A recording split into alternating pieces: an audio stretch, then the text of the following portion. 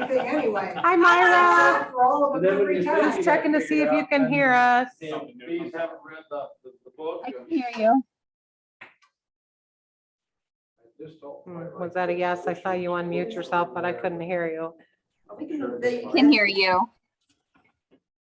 I'm going to do share screen, Oh, because you feel like that they're kind of squished over. I know that. share. You can't get through.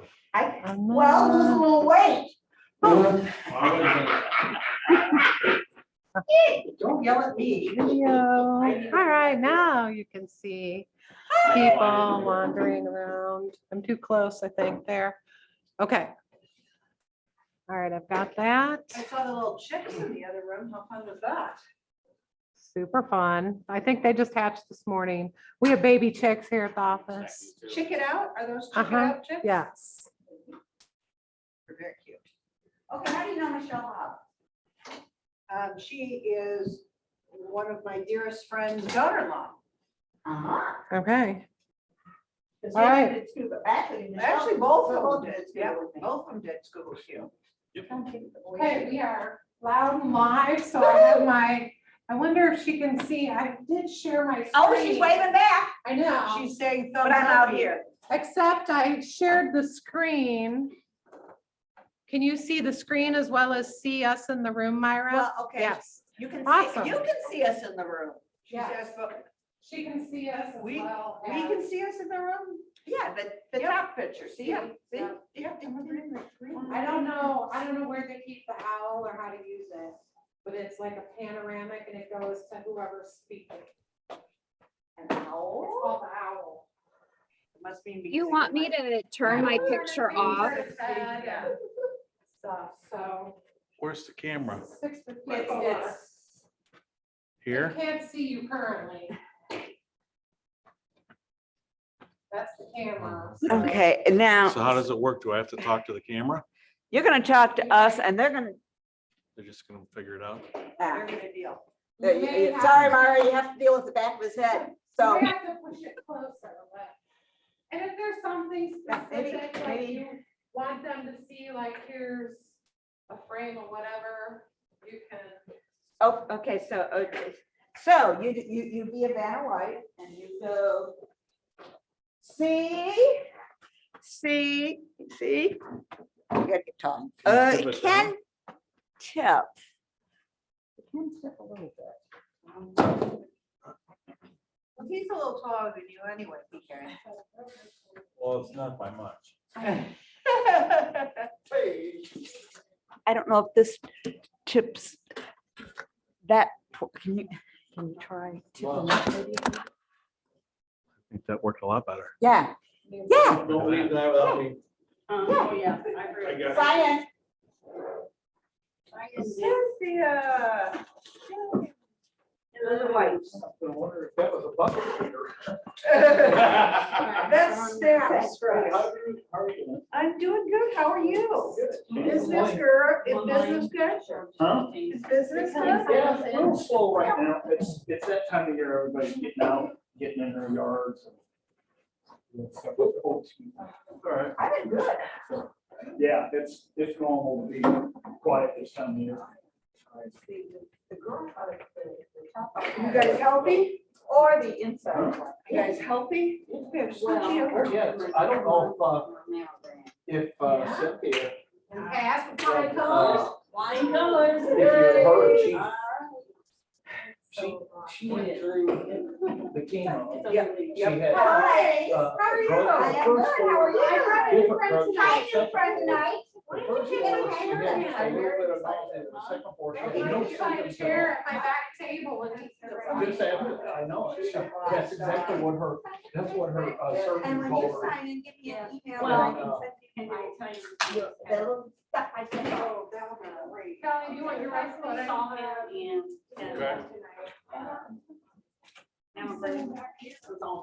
Just this week, yeah. Yeah, they gave her, after Doesn't they it did feel like all this weight is off your Oh, yeah. shoulders? after all the chemo was done, the 4 tumors, 3 were gone, 1 had Hi there, young transferred. man. And so they did the mastectomy, which is what they planned in the very beginning. They were gonna do it. They called it type C. And they tested where the other tumors were around the tumor, no cancer. And then they took 2 lymph nodes and tested both those, no cancer. And so, so she's So been what, for 3 days. so what is it like? 3 months and you go for another test 6 months? When do you kind of see him touching his back? How do you do that? Did the checkup.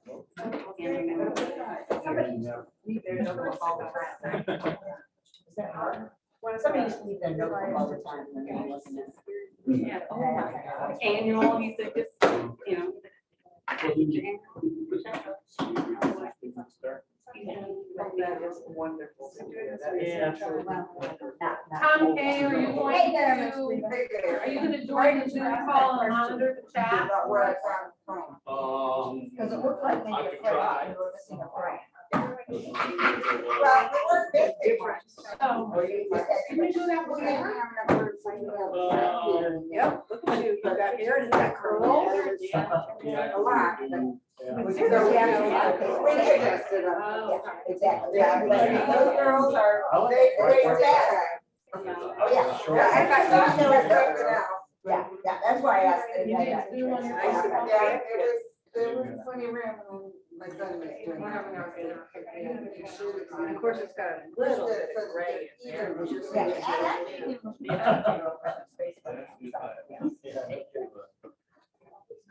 It's always a learning curve. Oh, I do every year, they're different. There's some positives with that. I don't know psychologically. There's definitely. I had eyes like that. Sometimes. Psychologically, Oh, wow. Well, we actually, we You're looked the same at as it, she your went wife, to- right? And then it's Yeah, she wrote. yeah. One of those right here.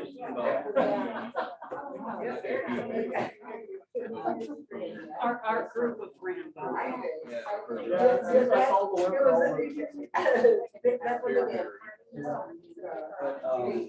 We looked at if she would wait until she was 7. I have, when I do. And the amount of money that she would lose, she would, it wouldn't break even until she was 8. Because this way I. And it's like, well, we might as well take it now and stuffing it in there. That's what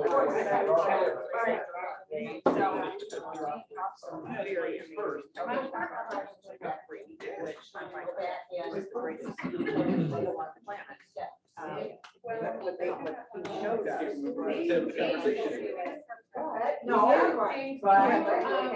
Do Zoom on your phone and monitor the chat? You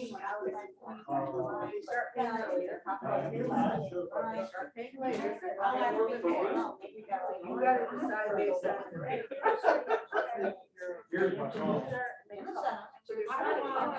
Because I have to do in person, no such thing as.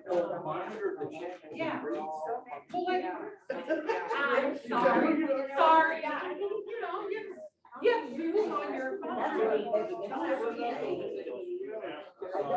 You're still. Somebody monitors, which is all the print. I'm trying to find somebody who can have their Zoom open and monitor the chat.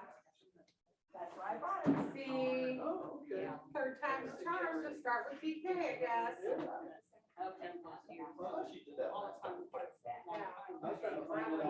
It's just too hard to see the chat on the screen. And it looks like we've already got 1, 2, 3, 4, 5. How many do we? Eye candy. You want? Okay. Yeah, it works out. Yeah.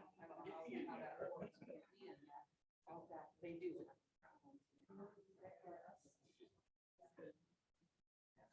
So you got your bees going? I only had one hive make it through, but I had one hive make it through. It says login, do I have to log in? I didn't do anything different with that hive than I did with the other hive, so I'm like, okay, this is like a. Sign up for me, young lady. That I don't know anything about. Yes. Yeah. So they visited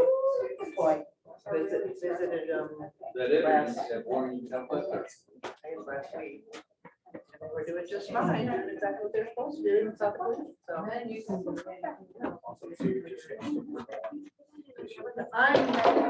if it splits, that will be fine with me, but I didn't buy that. So I would.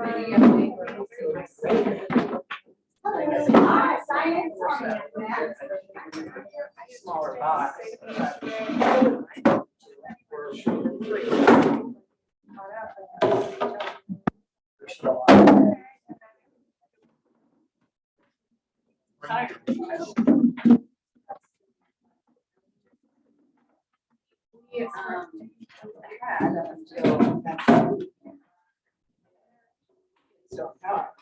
Oh, okay. So we were staying in town for Jim. He's graduated, so.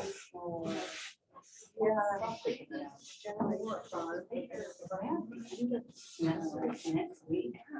Well, this is the last of classes and then next week is.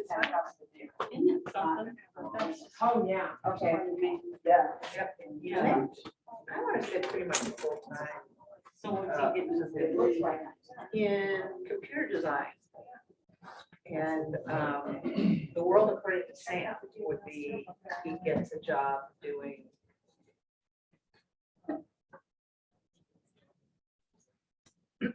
testing, designing for one of the gaming companies. Oh. So he has his dream up here and he has not quite realized that that might not be where he's starting. You might have to start just to the right. I'm not working for a big company. Might be working for one of those boring things. Yeah, she's. Get yourself a little bit of experience and then she's working for a gaming company. Oh, that's the Right right. now, he's not His expectations. Yeah. My nephew works It's in in the one of the text. big It's in the text, but it's not working. companies, his cousin, my nephew. He is,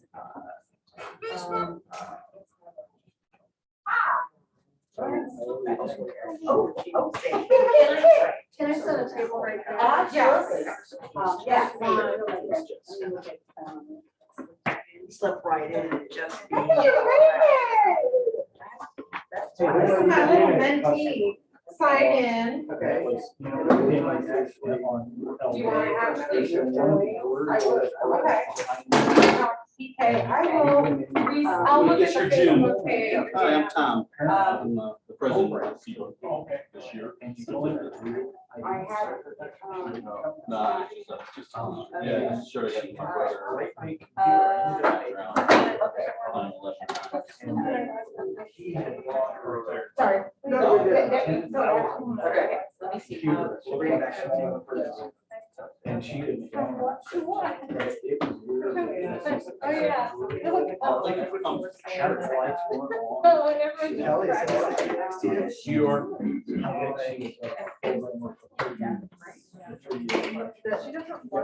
They work. How's it going? And it's at night. You got hard points? Never done one? Okay, great. And very poor social skills. Yeah. Like my nephew, I don't know what he made. Crazy. You done any inspections lately? Yeah, I done got two packages. So he just bought half of the house. But he doesn't have Back to- because really all he's worried about. Yeah, we picked up this one. We're gonna get 4. Screens are. And then like if I go like this, His house. told my wife, I said, I'm gonna reinvest in more stairs right now, Zach, and I bought 6 more. Down by Muhammad, so. It's you by Figure- Mondo. I figure we're kind of out on candles for the moment. I sent it to it. It's bang. I mean, we've got Zoom open on here. Oh. It's they're already up on Zoom. They're saying like on Facebook that they don't see the link, but it's in the, Just copy this right there. 6 years later, we had Sam. yeah, I just did that and pasted it in there, so. He is able to talk with everybody and everybody. Yeah, preference. Not to do that. I put it in the comments. Yeah, they, I've got a guy that's- but if you have the ability. I know, it's an long link. Interaction. Okay. Maybe it's downloaded from You can, Okay. you can do anything and be anything that you want. Okay, I just something look at something else. We look at any group of kids anywhere. Yeah. I copied it off there as an email. Okay. I just tried to see it next to the one. Okay, and I need to. You're right there. One. So,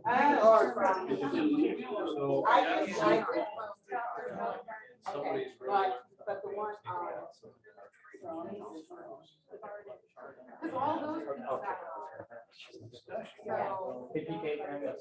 yeah, we're trying to get the Zoom. and then we can look that out of the- Well, but some people have a hard time. Right. Hello? Okay, let's see, updates. Ways to correct, so there's a word I Tom's want for that, but Queens are doing great as far as mine. We have sold 3 out of Sugar Grove. We have actually an extra one because one showed up, a red one. We will be also going in this Saturday. And May 11th, our Bees and Brews is going to be a special one. Jim is the state inspector for this area. We're also going to have Arvin Pierce do a hands-on inspection down at Sugar Grove, so you see the different styles that we have. And so then that will start at 6, and then at 7, we'll have the Bees and Brews at the campfire, so it's BYOB. And have Nora's and some light snacks. Rain date? May 11th. May 11th. No, May 11th when Bees and Brews is, the rain date's 12.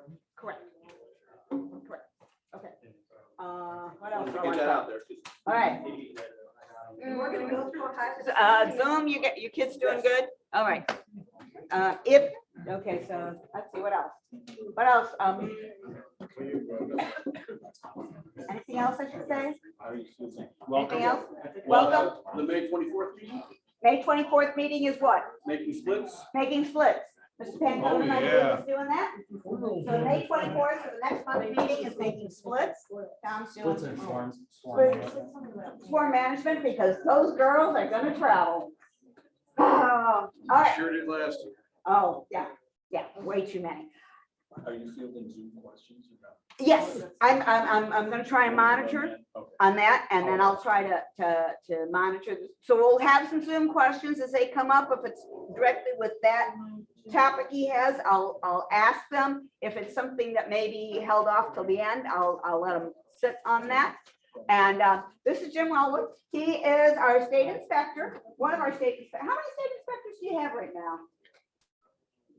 9, but one died. So Better work on your inspectors. He's been an old hand on this. He does talk about his bio, so you'll find out all about him. He is your friend. It's not like typical inspectors when they come in, like the health department, you go, oh no, I don't want to see him. This guy you do want to see. He will be helpful. He can give you all sorts of information. How's that? And I don't like Monsanto any more than you do. All right, take it away. Yeah. You got an hour plus questions. An hour plus questions? Okay. So if something comes up along the way, just don't hesitate to say something. Okay, so we're talking about looking at a hive, right? So who's done this many times before and been stung many times? Okay. Who has not done this before and it's kind of scary? Only 4? I'm new but not scared. Yeah. No, not scary. Yeah. So you get stung. Because they're really new, see, they don't know they're scared. Kids don't use tweezers to get the finger out. That's- Yeah. Okay. Okay, so a little bit about me. I haven't changed over my PowerPoint presentation because I got computer issues. But it'd be 40 years that I've been married today, and there's some of my kids. I got 7 kids and grandkids. So the reason you have kids is to have grandkids, right? Yes? Who's with me on that? Yeah. Those people with kids, you're just gonna have to gut it out. So I used to be a fireman up in Chicago suburbs. I retired, wow, 11 years ago. So I was the guy running into the burning building when everybody's running out. Now I'm the one going into the place where people don't necessarily want to go. It's kind of fun. First time I started beekeeping, I used turnout gear as my protective equipment. And that was the old fashioned, it was kind of like a dress with the pull up rubber boots. So a lot of times you learn things through the school of hard knocks. So I don't know if anybody's heard me give you this example before, but there were a couple problems with it. Number one, it was hot. In the summertime, not so good. Number two was black. Oh. Black. So the Predator bees think color. that you are a threat to them. So they're gonna be a little bit hostile. The second thing was I wore a veil that was the tie kind and not the zipper kind. So where do you suppose the bees wind up? Underneath, yeah. And then it was well like a dress so they can fly up underneath too. So, yeah. So I've been beekeeping since then and we're just gonna keep And you going. changed your attire, right?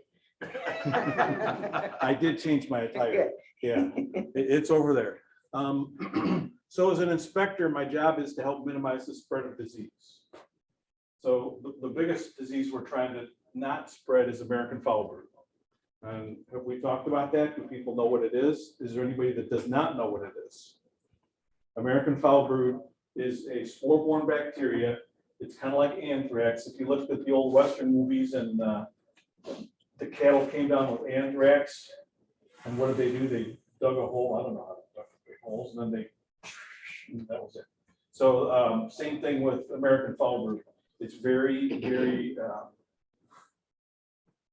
contagious. So we need to stop that spread. That's really why the bee inspection business got started in the 20s. Assist, help. If you got a smartphone and you got a picture and you got a question and we're not in the same place, send me the picture and I can usually figure it out. There was a guy who wanted to make a split and he didn't know how to do it. So I had to coach him over the telephone to tell him how to do it, and I was successful. So I work part-time out of my car during the summer. Sometimes it's interesting how much stuff can accumulate on the car that you work on. We can talk about that later.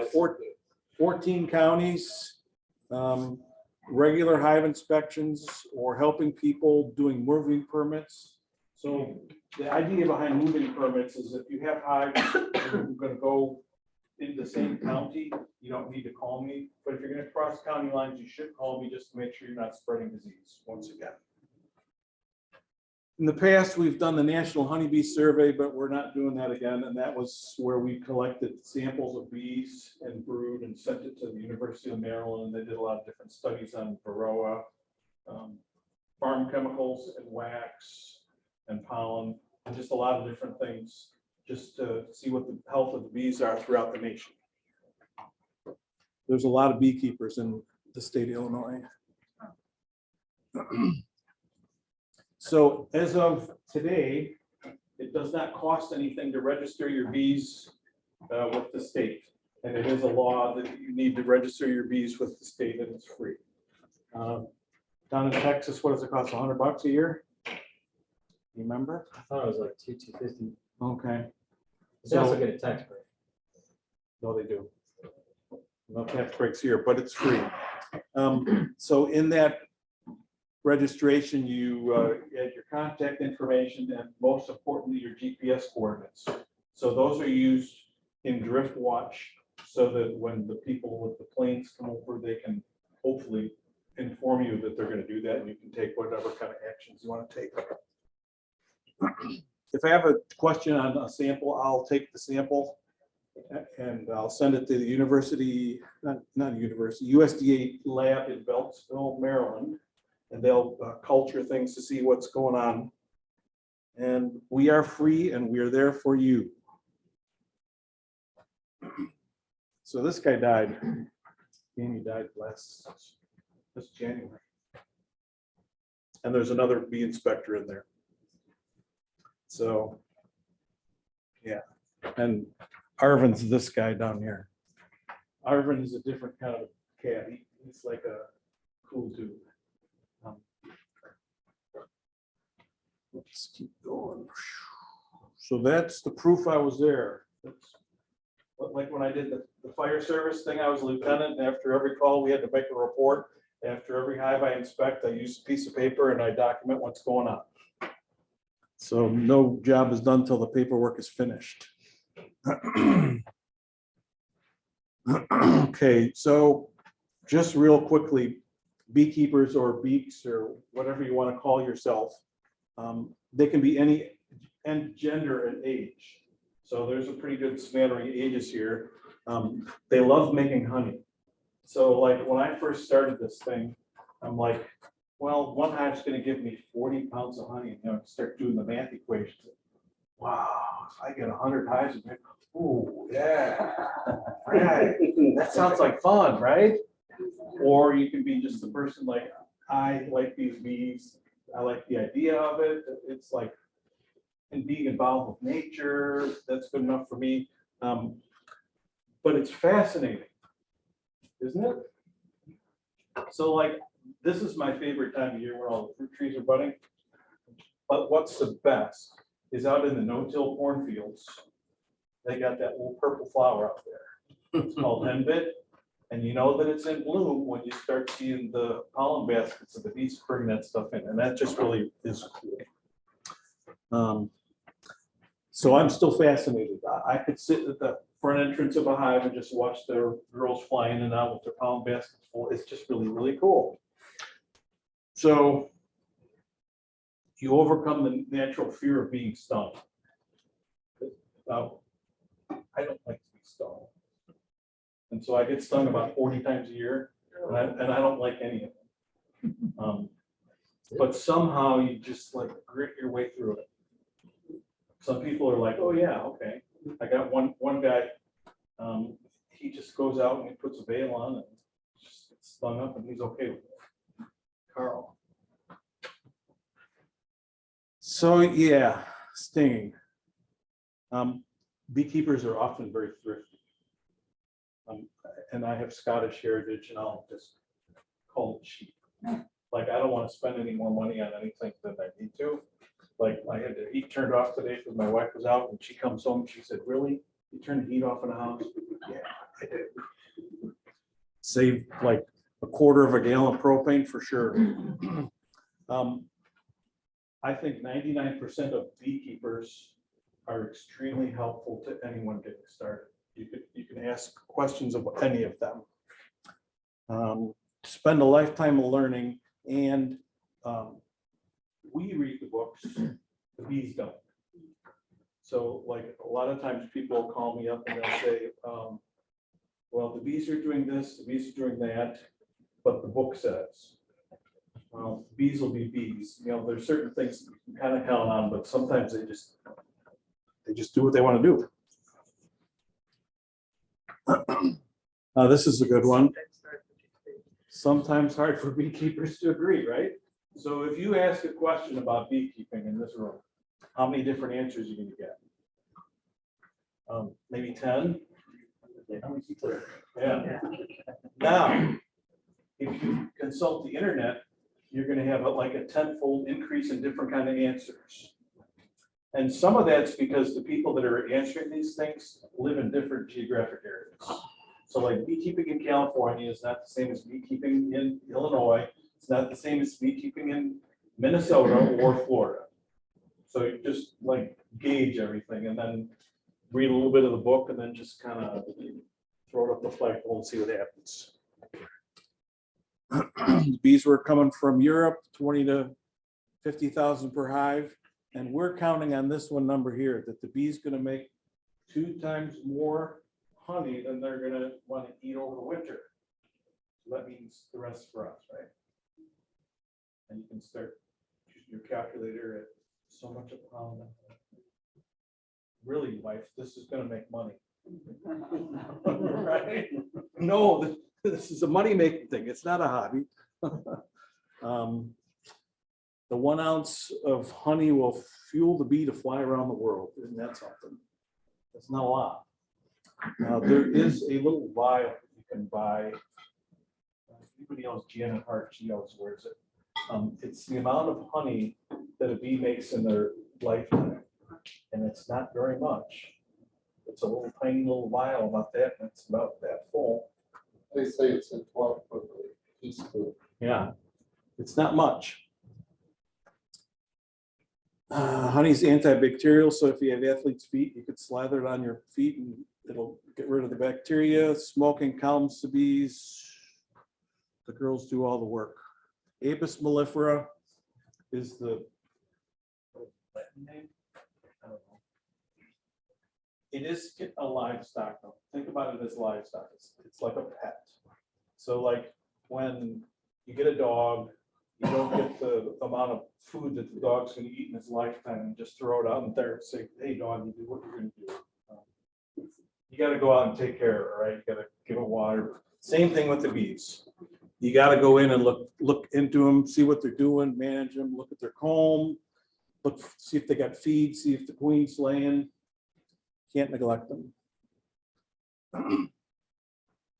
We got any questions going up here yet? No. No. When to inspect? I don't always get to pick that, but you can certainly pick that. Pick a day that's warm and the sun's out. That way there'll be the fewest bees in the hive during the heart of the day. The foragers will be out. Avoid rainy days or when you can see storm clouds on the horizon. They get testy. So if you also go in at a time when there's a nectar dart, everybody understand what nectar dart is? No flowers blooming, no forage, no nectar.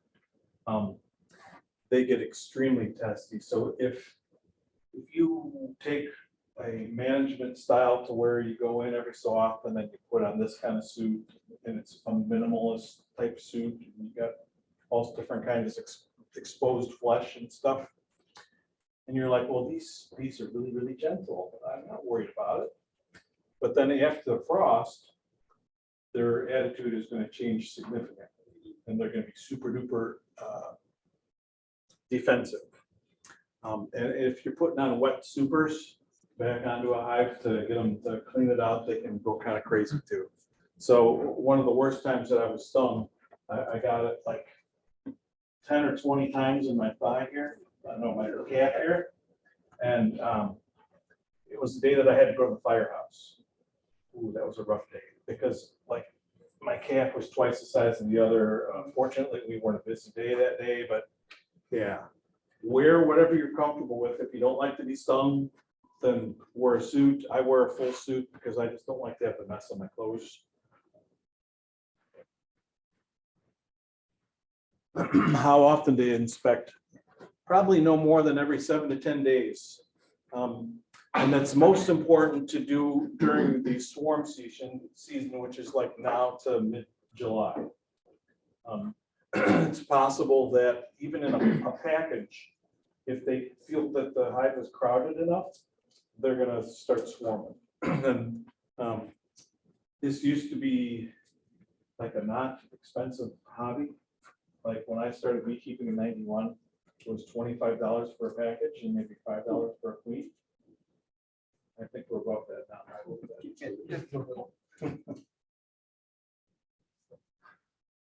Too frequent of inspections can make the bees irritable, and they may just fly the coop, so to speak. So be careful that you're not in there too often. Depending on how many hives you have, think about pre-hydrating yourself. Drink a lot of water. Wear whatever you're comfortable in. If you don't know if you're allergic to the stinks and you're new at this, it's probably good to have an EpiPen just in case. Light your smoker. So I think Tom has given a class on how to do that, haven't you? We usually do it in our 101 class. Okay. So is there anybody that does not know how to light a smoker? Okay. We'll work on that as we work through here a little bit. So some people just don't like the idea of using smoke on their bees. Another option would be to use sugar water and spray them down so that they can't fly. I've always just used smoke. When I come out to your place to look at your bees, I'm going to use rubber gloves and I'm going to have my tool that's been cleaned, scorched, and ready for use. Not quite as sterile as a doctor, but I think about not transferring bacteria from hive to hive because I never know what I'm going to run into. Work slowly and try not to squish bees. So that's really hard the first couple of times because you're like, what am I going to do? And you're like nervous about, oh, I'm going to squish the bee, et cetera, et cetera. So just try to work slowly and deliberately. So we're going to look at the hive. We're going to look at the health of the bees, look for signs of disease, looking for the queen's strength if she's laying well, look for room in the brood nest. So why is that important? Room to lay. She's got to have room to lay, and what happens if you don't have room? She's out of there. And there goes your $25, no, there goes your $125 bill. Keep going. 150, 175, 215 for a nuke. 215. So protect that investment, right? You don't want it to fly away. There's a theory that I'm kind of traditional in how I keep my hives. I like to have the deep brood chambers and then I use honey supers. There's a thought that once you get these two boxes built up with brood, if you challenge them with a space to fill for honey, that they'll rise up to the challenge and fill it up, as opposed to if you just put one super on at a time. So that would be something that you can do or not do, or talk to people and see what they do. Of course, you don't want to have too many boxes on either, because then you could run into trouble with small hive beetles. Okay, so we're looking for enough supers for capped honey and a checklist for what you're going to do next time. Hey, Jim, jumping back to, it was the very bottom one there about the pheromone, one more. Try not to squish bees Right, how long does that alarm pheromone last? until you smoke it, because that'll disrupt the odor. But it's going to be there, but if you can confuse them with the smoke, that'll. So if I get stung 5-6 times on my jacket, is that pheromone there The alarm? tomorrow or? Oh, I'm not sure how long it'll be there. It's probably gone tomorrow, but it's still there today. So in the act of stinging incident, take your smoker, smoke it right away.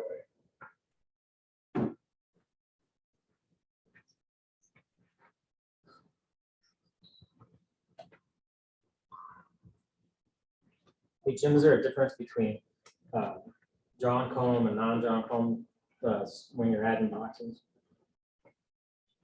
That's a good question. So these frames, especially when they're new, like this one is kind of, it requires 8 pounds of honey to make a pound of wax. So that's a lot of resources that the bees put into drawing this wax out.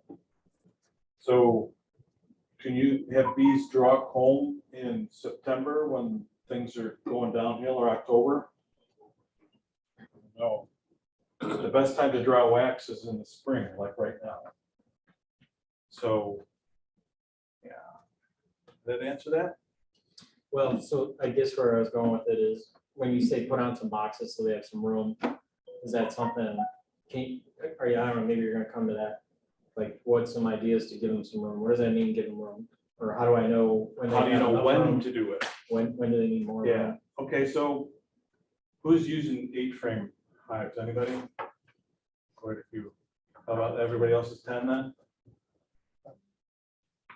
You do both? I got one of these, I'm gonna need. Well, okay, so being traditional, I like 10 frame hives, that's just me. If it's 8 frames because it's too heavy lift, that's fine, the bees don't care. You're just gonna have taller stacks. If you get 8 frames that are full of bees and brood, then it's past the time to move things. So in a 8 frame hive, it's gonna be less, 6 or 5.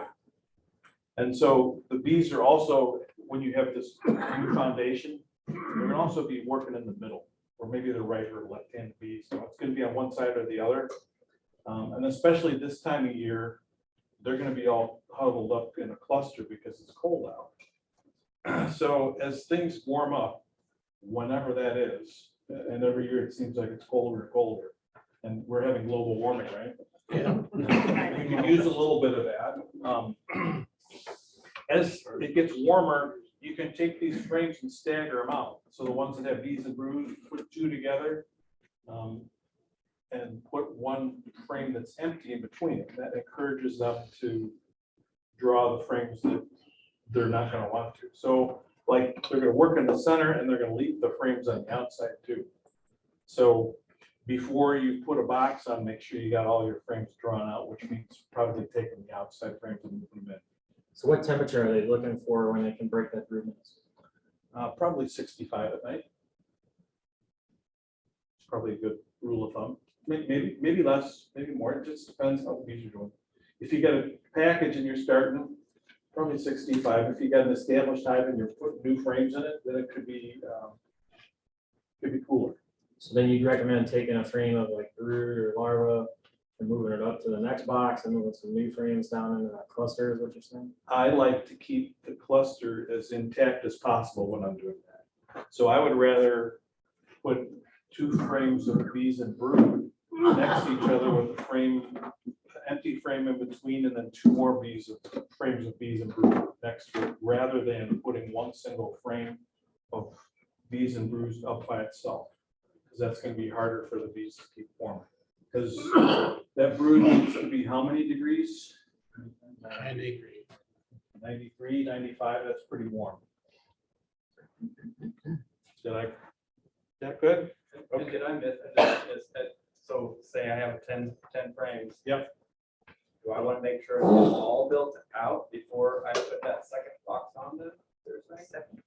About 8 of them need to, 7 or 8 of them need to have something on them. And so like if you have 5 frames in the middle and the other ones are empty, then you still have time. You can switch them around and put the empty ones in the middle before you put the next box on. Okay. Are we good? Sound good? Jim, Yes. do you ever move, you said you use 2 boxes, right? Is that Right, what for you usually brood, do? right. Do you ever change bring them Top for down? bottom on bottom for Yeah. top. That's a trick usually you use in the overwinter hive, because with 2 boxes, the bees start down below, and then as the winter comes, they eat their way up top like that. And so it's just easier and quicker for the bees to build up if you take the boxes and switch them. And so the same kind of switching, I would think about the temperatures that it is outside, because if the bees are up on top, that's where they're used to keeping their cluster warm. And if you break it up before it's time, before it's warm enough, then you're gonna cause some chilled brood probably. On rare occasions, I've done that in the summer when things get goofed up. Especially if there's no brood down at the bottom. It's not as often that I would do that or recommend to do that. Yeah. So how would you go about adding the second box? Would you take any brood from the bottom box and move it to the top box? Or So would you just let it go as it wants to go? that's one of those things, if you ask the beekeepers, everybody's gonna have a different opinion on. I like to leave the bees figured out for themselves. Although there are people that take a couple frames and they'll bring it out. Will it matter either way? I don't know. The claim is that the bees will move up faster. I don't know. If it's time for them to get more space, they're going to use the space. So kind of, since we're talking about that, about bees moving, Everybody knows what this is, right? What's it called? Queen excluder. Queen excluder. Queen excluder. Have you heard it called by another name? Honey excluder. Thank you. And why do they call it that? Because Bees we are won't get a bug. sometimes hesitant to move through it. Go through it, right? Did everybody hear that? Yeah, I don't like to use these unless I'm trying to find a queen. So if, and I've seen this where the person decides they're gonna do one box for the brood chamber and they're gonna run all the honey supers up here. Those bees just don't wanna go through there. They just don't wanna do it, and they'll swarm before they go through there sometimes, I've seen. So it's kind of weird. I like to use these, like, there was a ferocious hive that this lady had. It was ferocious and it was really, really, really tall. Not that tall from the ground, not the table.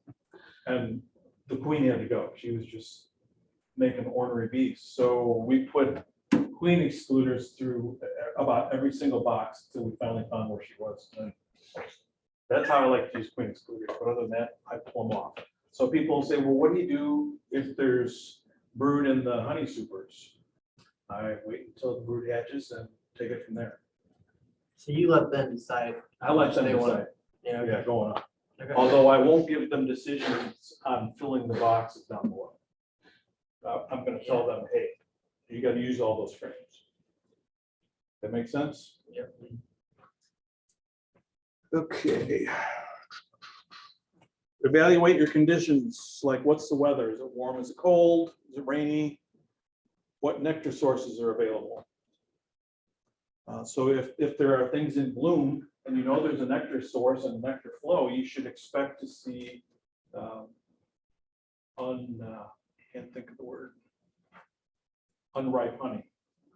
And that will be liquid in the cells, and you shape it like this and it'll come out like water's in there. Is there sunshine on the hives? Why is that important? Warms them up. Prevent hive beetles. They come out earlier. They'll come out earlier in the morning. Think about the time of the day you are. Evaluate the population level and the activities. Is there bearding? Are they flying? Are there dead bees in front? So like, you gotta be CSI beekeeper, and you gotta tune yourself to little teeny tiny details of what's going on in your hive. So if you don't get into your hives often enough, then the bees are gonna do this. They're gonna put all this propolis in there. And I remember being a new beekeeper, I'm like, oh, look at these frames. They're so beautiful and it's all nice and clean. And then you put it in there. These are like teenager slobs. They're like putting sticky stuff all over the place. And I'm like, oh, this is no good. Well, I guess this is what happens. So if you don't get in there, they're gonna make enough propolis and wax that it's gonna clog it up so hard that you can't even get in there. Then I use this kind of tool. This kind. It just so happens that someone in this room sells them. They work really good for the kind of hives where you can't get into them. It is actually like that. It works really good. Okay. So reconfigure here. Just a word of caution, you do want to loosen it up before you try to crowbar it out of there, or you bust. Try before you fry. That's a great point. Jim, could you show maybe how that's done? I'm Do you gonna want me do to hold that. the box for you? I'm gonna do that because we're getting ready to go. So, like, if you ask 10 beekeepers a question of what kind of smoker fuel you're gonna use, how many answers do you get? The typical things: wood shavings, wood pellets for like a pellet stove, Corn husk. corn Corn husks, cobs were really good. They burn hot. So Right, right. pine needles is the one I was thinking of. Like, I've several times ran out of smoker fuel and I looked for some pine trees and I just and throw it in the back of my car. And they burn really good. Old blue jeans. Old blue jeans, that's one that you don't often hear. Anybody else? Burlap sack, grass or hay. Burlap, grass or hay. So if you got a real hot fire and you want to cool it off, you could rip some grass out and put it on the top and it'll cool the smoke and the moisture from the grass. You actually go in and help buffer the heat of the smoke. So you, whatever fuel you're putting in there, you're putting it in and then use one of these. Don't try to do it with like a match or like a barbecue lighter. Forget it. It ain't gonna go. Unless you're like a super Boy Scout. Any super Boy Scouts? So maybe all you Fire need, anywhere. you can build a fire anyway. Yeah. Okay, so we're gonna sneak up on this hive from the rear. Sneak attack. You do it from the front, then, and oftentimes I'll have to do that, but like this is if you have a choice, do it from the rear, because what happens is the bees are gonna line up in their flightway, and there's gonna be a pile of bees flying in the air, and it just doesn't work well. So you're heading from the rear, and then you get a little puff of smoke in there. So it depends on how active the bees are, and if there's a nectar dart, it just depends on how much smoke you put in there. So then after you do that, pop your outer cover. So this is a migratory cover that Tom brought in, but you probably have regular outer covers, right? Anybody use these besides Tom? No, okay. So you pry this up. The reason I like this tool is because it's the traditional tool with the crowbar. So like when I'm going to separate stuff, I find the two different pieces of wood. I put it in there and I just jam it in there. And once I get there, I crack it up like that and it'll generally come off. If it's super hot, it may be sticky. So invariably, we'll have these sticky boxes, these sticky frames, and what in the world do you do to keep the grass out of there and like make this not a sticky mess? So put them on the ground. You do put them on the ground, but what I do is I take this outer cover and tip it over like that, right next to the hive. So I use that as my place to stack boxes. So then as I'm taking boxes off, there's only supers. I put them on here and I put them cattywampus. Go back and forth so that it's easier to put them back in. They're not totally latched on. Down. Yep. And then frames, I kind of do something a little bit different. Okay, so this really saves a lot of stickiness. And like those honey supers, they were put, the honey was put in with the hive box being this orientation. If you start swinging it around, then it's possible the wax that holds there could break and then you got honey all over the place. They'll clean it up usually, but it just makes for a mess. Okay. Especially if you try to move a box that's not full of frames. If it's half full of frames and you tip it. Yeah, they're gonna be all over the place. That's So not it's just gonna be a mess. Yeah, put it in the same configuration that it was on the hive, so that way gravity's doing the same thing to it. Okay. So we got this inner cover now. So after we've taken this outer cover off, I would expect a couple of these bees, guard bees, to come up and ping your veil. If they don't, you may start looking for other things, but there should be some kind of activity like a greeting. Hey, you're here. What are you doing here? Why are you here?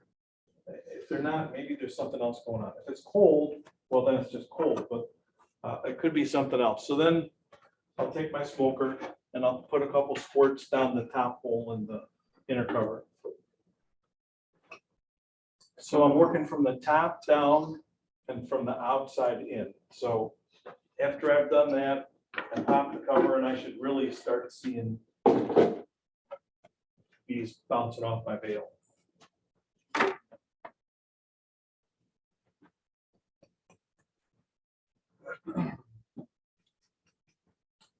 When I'm first looking at this, I'm going to look at the top bars and I'm going to see what's going on. Are these bees flying or are they just kind of sitting on the top bar, kind of lethargic? So what's the biggest problem we have in keeping bees? What's the biggest pest that we have? Varroa mites. So the varroa mites, they give the disease, the viruses to the bees, and they act certain ways because of it. So it used to be, we could use a queen for 5-6 years. Now, like a year and a half, that's about it. It's because of the black queen cell virus. So if the bees are kind of lethargic and they're sitting up on the top here, they could have a paralysis viruses. And there's like several different kinds of paralysis virus. So very carefully, just monitor and see what's going on. That's a pretty subtle thing. Another thing that they can get is they can get K-wing. So bees actually have 4 wings, not 2. If you can see 4, then it's maybe not that you had too much to drink, but it's possible that they do have the heavy virus loads from the varroa mites. So we're working from the outside in. So the reason I like this Hive tool is because now when I'm going to the outside, I can put it down like this, and I can twist it one way or another. So I'm pushing the frames this way, and then I can separate the frames like this using this part of the tool. Where if you have just a tool with a hook, then it's going to be a harder thing to do. Does anybody have the Hive tools with just the hook? I've got one similar, it's the J hook, it's wide, and I use that, I use the other end, and again, For Yes, going like that? yeah. There's just a little more surface area to do it this way. Who has these Hive tools? Who doesn't? You don't? I've got the one without the hook. I've got the other style, but just without. the hook. Like the old fashioned? Yeah. Yeah, I got a couple of those. Got a couple of those. I got a lot to the ones with the J. Yeah, so like, this is the ticket, man. If you're gonna do this, this is the ticket. This is old school. This is steel, so why is it painted red? It's not black. So you can find it. So you can find it, yeah. Not the moment. Eyes are bad. Okay. Okay, so I've separated these frames and I'm gonna go out and I'm gonna look both sides. But it's best to look down into the root cells and see what's going on, and I'm gonna do it with the sun to my back, so that the sun actually is like your flashlight to your back. Back and forth. Anybody using top wire hives? we've got one out at Chicken Road. Tough management. So nobody is? Good, not here. I think there might be some online. Some online. Anybody online? Sorry, I don't like them because you can't do this. If you do this, then all your comb that grew off the top wire is going to be history. Okay, so I'm looking through, looking what I see. So this one frame, then I'll tip up, put it over here, and like that. So you got one frame that's up in the drink. And then I'm working towards the middle. The reason I'm doing that is when I pull this out, there's a space where I can lift up and not worry about rolling the queen. And I'm looking the same thing, see what's going on here. I see this frame has some mold on it. So if this was mine, I'm not going to use it. These do better on clean stuff than dirty stuff. It's not right. Can you just cut that out though? Can you just take the stuff and cut it out and let them clean up and use the rest of it, or is it? My Scottish heart says yes. Reality says probably not a great idea. The beekeeper in me says, just get a new piece of foundation. Take it out and get it in. Yeah, so this is really easy. This is plastic in here. You can pop one of the new plastic ones out out. and There's a just new put it one back in. It's easy to do. Are there gonna be bees on there though? Well, then you just shake them.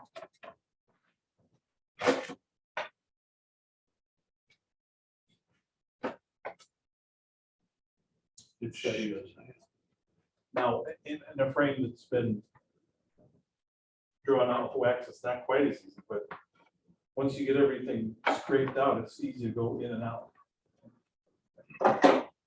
Okay. question. Yes, Did you say clean off the plastic and then put it back in or toss it? okay, that's good for clarification. It depends how much money you want to spend and how much time you want to spend at cleaning off this piece of plastic. So how much are these new? $2.50, $3? 4, 3, how much? The whole frame and everything would be about 4 right now. $4. 4 1/4 for the whole thing. 4 1/4 for the whole thing. So what's your time worth? A little more. If you pay yourself $20 an hour to do bee work, like how long can you spend to do this, to make it worth your while? Okay, so I'm cheap. No more than 15 minutes. No more than 15 minutes. I'm cheap. I've cleaned frames before. But like, It's a hobby. It's a hobby. it's a hobby, exactly. I'm saving money, honey. But you're out there cleaning frames all day and night. I'm saving money. This is a fun hobby. Keeps you out of the bar. So yeah, that's the way I look at it. So like, I would actually go to the point of putting my frames in water and boiling them and then scrape them out. Yeah. How much time is worth it? With 8 grandkids and a 10-acre farm to keep care of, I'm buying my frames. Okay, so we talked a little bit about this. Oftentimes, if you're looking at something and your smoker goes out, you don't necessarily have to relight it. Open up the lid because that'll allow more oxygen to go and just keep pumping. And when you put your fuel in there, pump it to the point where you got flame sporting out. So you know you got a good fire going in there. If you know that you're going to be in there looking at something for a while and not using your smoker, tip it on its side and it won't burn out of fuel as fast. Okay. Because there's a hole where the air is continually circulating through. Okay, we talked about green grass on the top. We already talked about this. We're looking for the mood of the bees. Are they gentle? Are they nervous? Are they aggressive or are they sickly? Just sickly would be just sitting there, not flying and bumping off your veil. Looking for the population. You need more boxes. So do we need to see the queen every time we're looking in a box? No, we don't need to see the queen. What do we need to see though? Evidence, and it doesn't need to necessarily be eggs even, but for sure you need to see larvae. You need to see the good patterns, and I got some pictures of that coming up. See, you got any tips or tricks for how to spot eggs and how to tell the difference between eggs and larvae and brood and cat brood and what's light and dark brood? These work really good for finding eggs. Or you give it to Tom. Hey, Tom, can you see the eggs? So eggs are kind of hard. Eggs are about the size of a comma on the front page. They're pretty small. And you need to have the sun at your back. You're looking for open cells. A lot of times there's going to be what looks like some kind of waterish looking stuff in the bottom of the cell, which is actually royal jelly. Every bee is fed royal jelly in the beginning, but the queen's diet is exclusively with royal jelly. And you'll see the sign of the eggs will be like the wetness in the bottom of the cells. That will be like super duper young eggs. Eggs are dry. Huh? Eggs are dry. Larvae are wet. Okay. Let's see. Does that the larva is after the egg hatches and it turns white, so it looks like a worm, right? Those are easy. At what age? How many days does the egg hatch and turn into a larva? 2, 4, 3. Egg to larva. So survey says someplace between 3 and 5, 7. I don't remember. 3. Okay. 3, 6, 15. 3, 6, and 15. We're looking for the brood pattern to see if she's laying well. We're looking for queen cells. So if you see a queen cell, should you automatically just cut it out? Why? You might not have. You might not have a queen, and it may have already swarmed, and that's your only way to getting a viable hive. If you see a queen cell and a queen in there, what do? Make yourself a split and have a controlled swarm rather than watching your bills fly away. See how much food stores you have, how much pollen. Look for pests. So what kind of pests can we look at and see in the hive? Beetles, small hive beetles, wax moths. If you have wax moths, you got real trouble. Ants, yep. Wasps. Mice. Yuck. Diseases, we'll talk a little bit about here. So there's a pretty good looking frame of brood. So on the sides here, you can see there's some glistening honey. Same over here. There's not a lot of pollen on this frame. There's a queen cup down here. Now they make cups for just in case for an emergency. So unless this actually has royal jelly in it, then it's not something they're currently using. That doesn't mean that they won't use it in the future. So you can cut those off or not. There's actually one there, and one there. So once again, it's not an active queen cell unless you can see royal jelly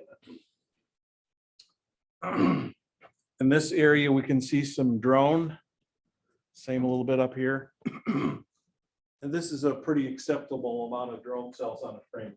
If you see a frame that has like 50% drone, then you got trouble. You either got a laying worker or you got a really poorly mated queen or a old queen.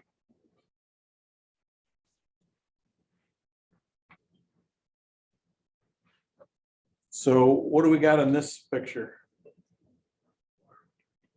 Larva. We got the royal jelly down here, the glistening. You can see why people use black foundation, right? Pretty easy to see. And I can also tell from this picture that this frame is pretty new. This one here is well seasoned. You can tell that from the discoloration in the wood, and the wax is a darker color too. It darkens up with every successive generation of brood. So there's, Speaking of old wax, then do you encourage rotating old wax out, or how often do you do that? for sure. Okay. If you have a dead hive, I would suggest you take the frame and get rid of it and start over. Okay. So like we talked about, a frame being $4. So that's 4 times 10, it's $40 per box. How much is your package of bees? It's more, but are you gonna risk that $150 worth of bees on dirty foundation? That's the way I look at it. Now, there's other people who would disagree. And that goes under the people act different ways over how they keep their bees. But generally, the cleaner this stuff is, the better it is. The easier it is for the bees. Less chance to spread. Right. So like confinement hog operations, they're about 6 months on a load of hogs in the barn. And then after the load is shipped, they go in there with pressure washers and scour the place down like store you can eat off the floor. And that's to prevent the spread of disease from load to load. So think of that the same way with your frames.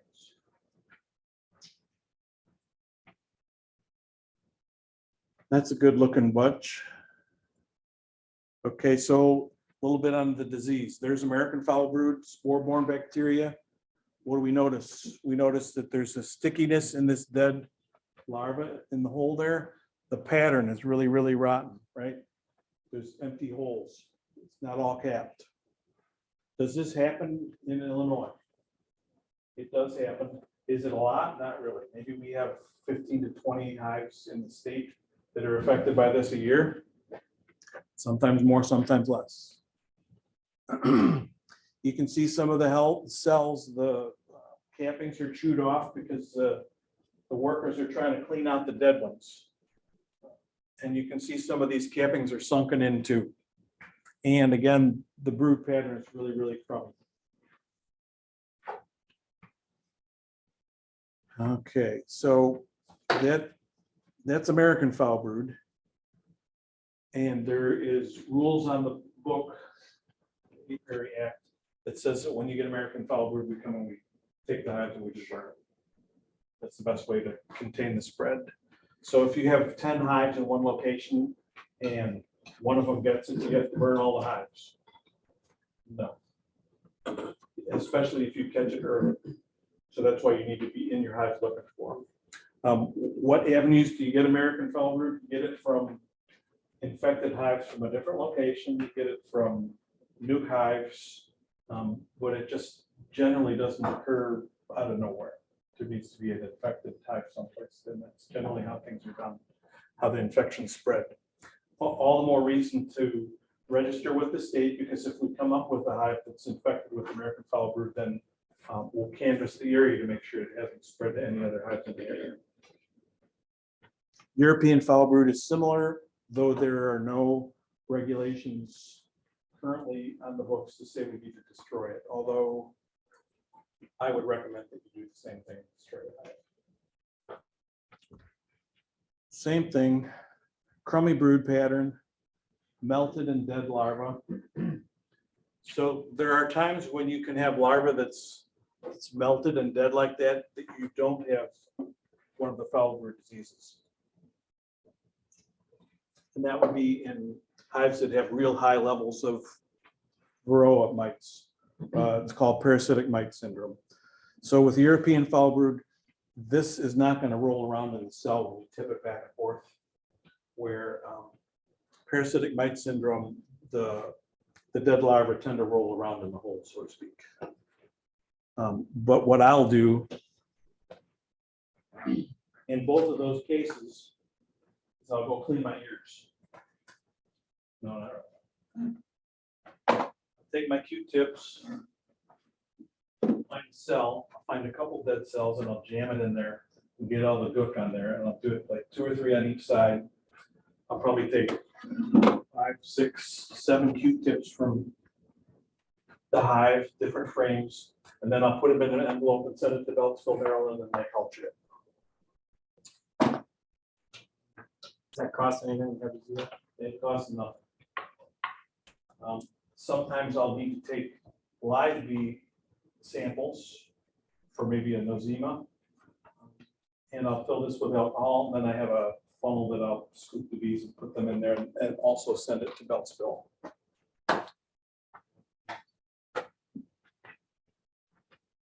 So there's what queen cells look like. Who's never seen a queen cell? Okay, so the queen cells are up and down. The regular brood is that way. Vertical, horizontal. I get those mixed up. And they look like cordwood packed in there.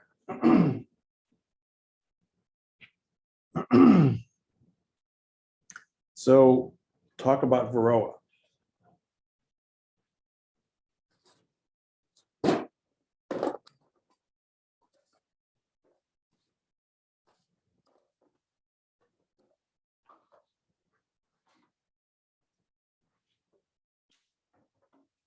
Why do you go to the hospital? You get these little cups. Okay, so I use windshield washer fluid as my medium. I'll take my. I'll hold that, you try that. Yep. Kelly just typed it, so you. Put it on the stroller here. I broke my wrist in February, so Oh. I used to be you. I want to be you when I grow up. Okay, so does everybody know what this is? No. No? This is a Varroa checker. So one of the things I do, and I can do, is to check for the level of Varroa in your hive. I take the windshield washer fluid, fill it to about right here, and then I go find a frame of bees. And I'm looking for a frame that has brood on it. That's the best one to take. But I also want to be careful and locate the queen, make sure she's on here, not on here. Because where she's going, she's not coming back. So I'm gonna look and I'm gonna look and I'm gonna look, and then I'm gonna give it to the beekeeper and I'll say, look for the queen. And he's gonna look, I'm not good at finding queens. Well, you better look. Clear. Generally, there's another trick that I use too. So then, depending, I'll take a frame or two and I'll take it here and I'll just go, bees fall off. And I'm not in too big of a hurry to take the scoop of bees out, because what's gonna happen is if the queen is in here, she's gonna boil up to the top. So as last resort, I'm gonna look through here and say, Queenie, you better not be here.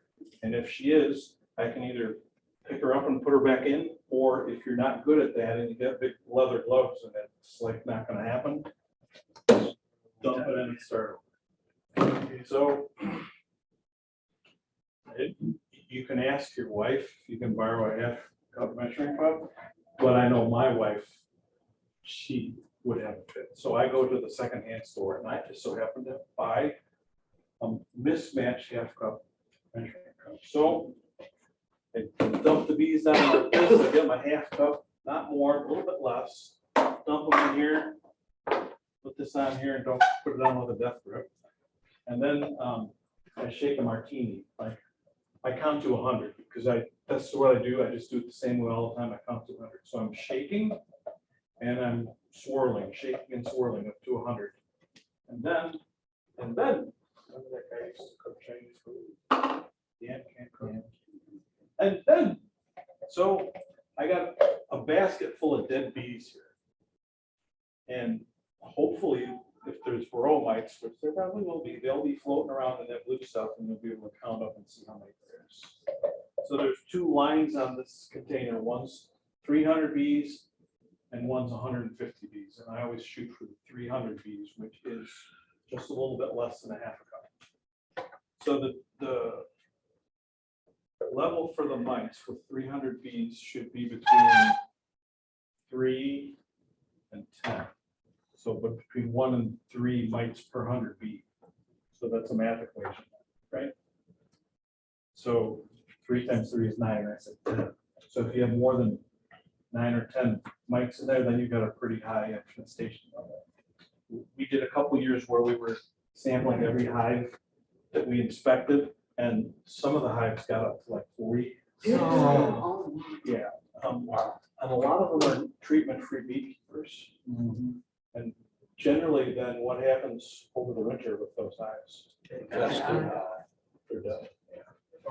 How often do you do that? That's a good question. So it kind of depends on your hive, and if it's an overwintered hive, you certainly need to figure out where you are coming spring now when there's bees. If you have a package of bees, well, I wouldn't do this until later in the summer where you can afford to lose 300 bees. But at this stage of the game with the package, I don't like to do it. People do, but I don't like to. Okay, so that's how you tell if there's varroa mites on the bees, not by simply looking at it, because a lot of times the bees, the varroa will not be on the back of the bees, but they'll be on their tummy. And this is where they do all the damage. This is where their fat body is, and the fat body is the immune system. And just like the mosquito sticks in you and sucks the blood. Well, the varroa does the same thing. And a good explanation of that comes from Samuel Ramsey, 3-minute theses. If you search that on YouTube, you'll see him talk about what's actually going on. That's a good watch on YouTube. Okay. Mites. So you need to have something, this is my opinion, you need to have some kind of active treatment for mites. Spraying with oil, not that effective. Screen bottom boards, not that effective. Powdered sugar, it makes you think that it's effective, but it's not. Good treatments are Ampagard, which is the tub that goes inside, which is thymol, right? Check mite strips, which is formic acid. They're really stinky, but it's It's hard on the mites. But you have to be careful of the temperature requirements. If it gets too high, it can cook your queens. That's Mite Away Quick Strips. Mite Away Quick Strip, okay, thank you. Or Formic Pro, Formic Pro Right. formulation. Thank you. What did I say? Checkmate? Yeah. Checkmate is Coumaphos. Yeah. You know, And that's a heavy chemical that builds up in your foundation and it's not very effective. That's our July meeting. Is okay. Follow the directions on how to use these. Don't go more, don't go less, just do what they tell you to do. And then lastly is oxalic acid, which works best when there's no brood. Though people use it at different kinds. Record keeping, super duper important. What kind of record keeping options do we have? What do people use? I'm sorry, Jim. Record keeping? Yeah, how often do you recommend that mites are treated? It depends on the level. On when you treat them. Like if it's a heavy infestation, it might take 2 or 3 treatments. But it's a good thing to wipe out on an overwinter hive and wipe out mites in the spring so that they don't build up over the summer right now. Yeah. Like if you have an overwintered hive, oxalic acid, either dribble or vapor would have been good like in February or March. So you're actually kind of late to use that, but you're better to do something than nothing. So then over the course of time, like especially if during the nectar dearth in July, that's a good time to figure out what's going on. And maybe do some kind of treatments. You can have honey supers on, but then I recommend that people take their honey off Memorial Day in September, right? No, I Labor Day. Labor Day. I get the two mixed up. Memorial is May, Memorial's in May. not. Memorial May. Oh, That's why I remember. that's good. Because I was with you. Spring ahead, fall back. Yeah, it's not the same thing. No, there's gotta be a gimmick to help the gray hairs. Exactly. Okay, Labor Day is a good time to take off your honey. Take all the supers off and what you got, you got.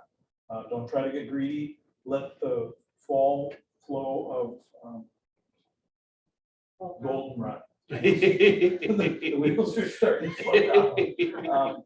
Give that back to the bees, though that's not the best honey for them, but it's good to do that. So like when you take it off September 1st, then how many brood cycles do you have between September 1st and the first frost?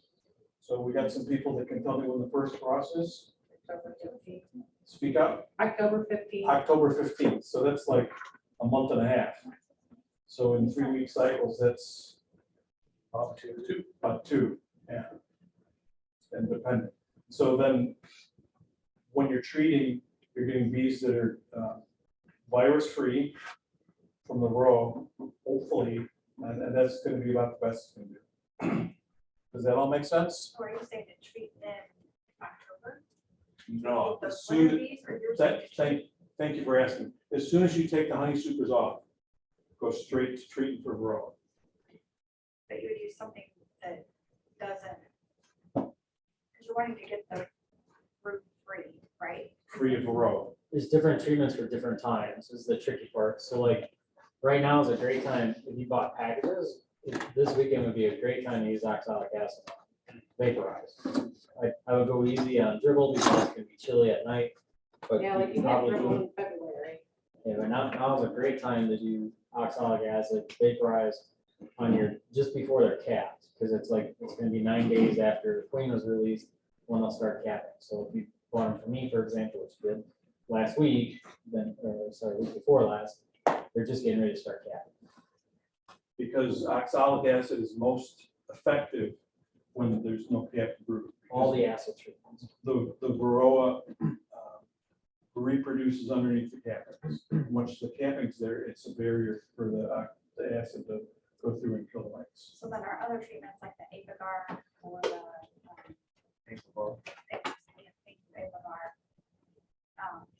Performing are better at getting under the cappings. Is that correct, or am I thinking wrong? Well, Apivar doesn't get under the cappings. It's a 42 to 56 day treatment. This actually, April 15th, I put Apivar on my hives so I could get it off the hives before I before the honey flow really starts. That's a really good time to have that because it's not temperature sensitive. The only time where it becomes ineffective is if it's so cold, the bees are in tight cluster, and if they're not around the apivar, it's not gonna do any good. This time of year, they're on the apivar, that type of thing. You could put apivar on winter also. But you want to have it off the hive before you put your honey on. Okay, does that make sense? Okay, talking about record keeping. People can do really fancy and sophisticated bookkeeping. They can have computer programs, they can have pieces of paper. I see people that have like a notebook in a plastic bag under the inner cover, between inner and outer cover. My favorite record keeping system is this. A Sharpie. So all I need to do is to have a Sharpie and I can tell everything what's going on and I can put it on the outside of the outer cover. So if you have aluminum or metal that's not painted on top, that's even better. Because like when that hive is dead and you don't want to keep track of it anymore, take some starting fluid or alcohol and you can take that Sharpie and start over from scratch. But I can put the date on there, I can see what the queen's up to. If I need to add supers next time or whatever kind of notes I want to keep track of, just use the Sharpie. It works really good. And I can't claim that I was the one that came up with this. This was an Amish guy that did this. Super duper duper practical they are. Like I think they're even cheaper than I. Okay. So other tools in my toolbox. I'm sure everybody has one of these, right? How does it work when you brush the bees? Do they like that? No, they really don't. So this thing, you can see that it's been in my box for a long time because the bristles are kind of curved. I don't use that very often. It's in my box of tricks, so these things are really, really, really cool. So if you have a super with drawn comb, you can spread things out to make it easier to uncap. See? So how many is this? 1, 2, 3, 4, 5, 6, 7, 8, 9. So if you put 9 frames in a 10-frame hive, you're gonna have to spread it out some. And that's gonna make the walls thicker, and it's gonna be really easy to go through it with your uncapping knife and take those off. So if you use this on a honey super of frames that's not drawn out, well, then you're going to be in trouble because then they're going to make a comb that's not the direction that we want. They're going to make it this way. So like my best story for that was sometimes life gets in the way of beekeeping, right? And so 7 kids, there was a lot of life going on in my place. And I had the bees there and I didn't get to it. And lo and behold, my $125 bill's flying in the air and I see it go into some honey supers that I had just cleaned out. So the frames were like this. And I'm like, oh, at least it flew into some of my boxes. I'll get to it someday. So, life still is in the way. And like 3 or 4 weeks later, I go in there and I'm like, gonna be really so super happy. Oh, they're gonna be in there, they're gonna be brewed, it's gonna be great. And so I open it up and I look. What do you think those bees did? They had perfect rows going in this direction. And I'm like, I'm not treating you, you're gonna die this way. That's about all there is to it. So yeah.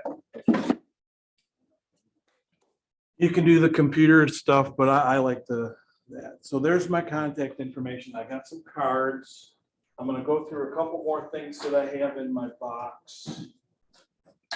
Just to show you what I got. Hey, So, Jim. Yeah. I need to, whenever I said April 15th for the apivar, I meant March 15th Okay, is when I put it in there. that's I had good. the wrong month. You're a step ahead of the game. Yeah. So of all the beekeepers here, who's got an extra box ready to go for a swarm? Everyone's. We do. Everybody, yeah, Tom's right. Everybody, you should have your hand raised, because sure enough, you're gonna tell your friends and your neighbors, hey, I'm keeping bees, and their telephone's gonna ring and it's gonna say, hey, there's some bees over here. You wanna come get them? And you're like, oh, it's only a half box. What can I do? Well, prior planning prevents poor performance, right? Probably. Proper planning. Say, okay. So you You get can also the make idea. a split in that same. Yeah. Okay, so when bees get extremely ferocious, that's when I put these on. It's hard to do anything in them. Most of the time, I'm using plastic gloves. You saw the Q-tips. Duct tape is just always handy to have around. So like if you gotta move bees and you got holes in places, or like you got trouble with your woodenware over here where there's holes, take some duct tape and put it over there and it's good.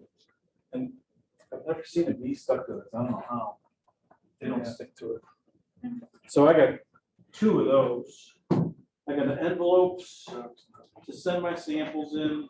Hey, Jim, tell them about your toothpick tricks. What do you use toothpicks for? Okay, I'll get to that. So how about this? What are these good for? Catching the queen. So if you want to make a split, you Don't forget to show the camera.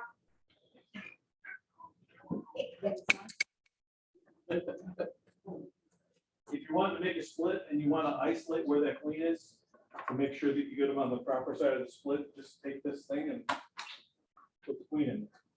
So how do you, I don't have them, like, how do you know you're gonna pinch your legs or something? I'm scared to death to touch my queen. Or another bee. Well, you're gonna get extra bees in there for sure. I mean, That's bee fine. or pinch it. So you put it down on the comb and you just let it off real slowly and they're gonna get out of the way. They'll get out of the way. You're not gonna go, yeah. Then you'll be like, No, good do you job. have any queen? No, if you take your time and go slow, they'll get out of the way. Okay. So these are like really super duper handy to have. So here's another thing that I have in my basket of tricks. Why would I have a queen cage? Find an extra one.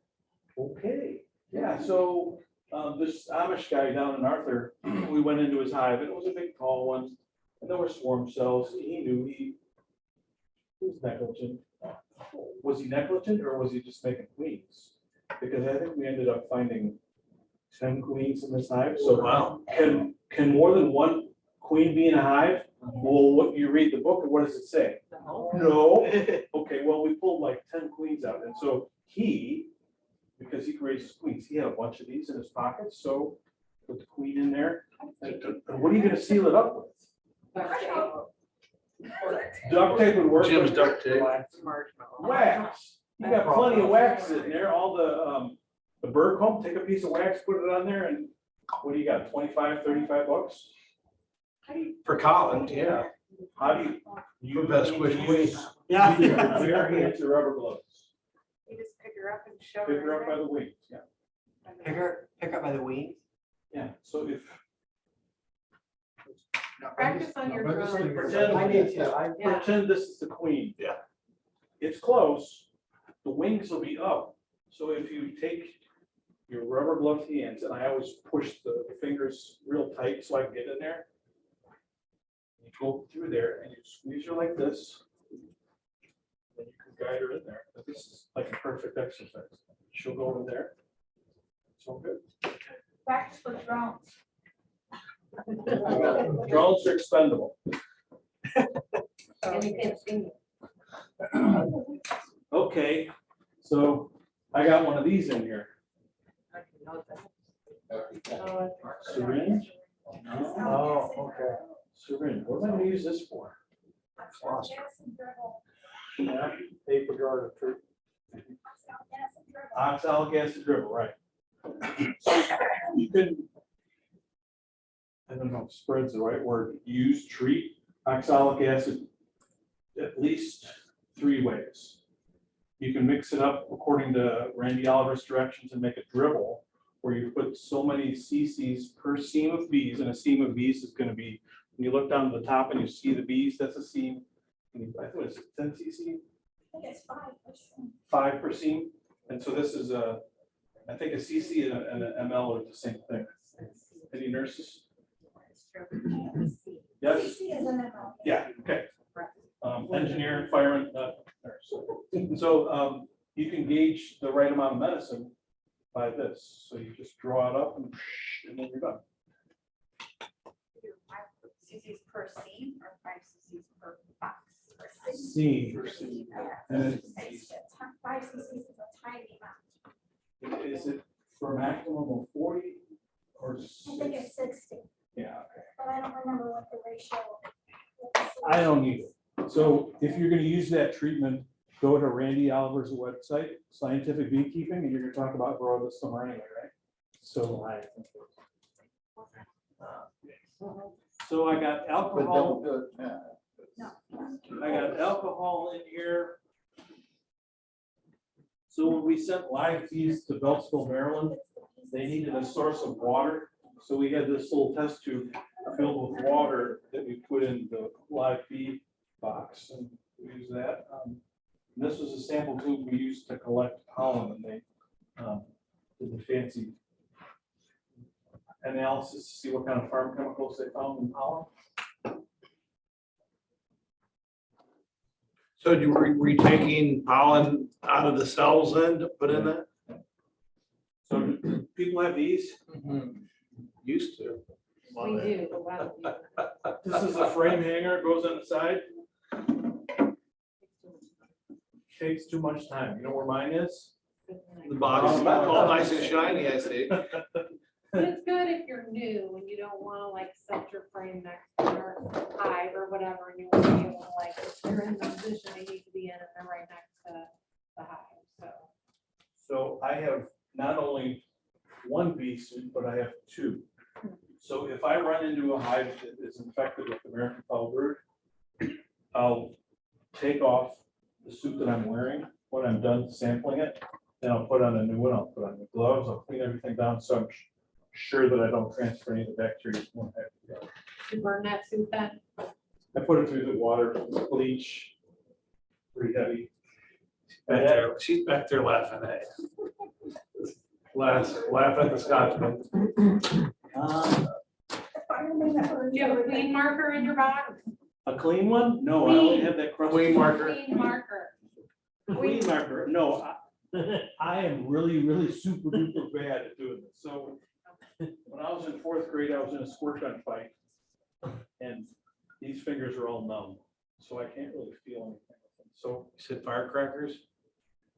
squirt gun, She said squirt gun. That doesn't sound right. Sounds more like firecrackers. no, it was squirt gun. They doused me and I got mad and I put my arm through a window. So I'm really bad at marking queens. So like somebody, I was at an inspection and the guy says, "Would you please mark my queen?" I said, "I am not good at this. I really don't want to do it." "No, please just do it." Okay, but I told you. So he had a white pen and I folded it and I do like this, and before you know it, I have a snowman. I think it died the next day. So I am really bad. Don't ask me to mark the queens. I got another thing. If I can find it. Lots of problems on girls. So that's good for rainy days, for like when you don't want to be working in a beehive and you need to. Clown car. So the only thing that is pulled out is one of those little, Get the hook. We need to do questions.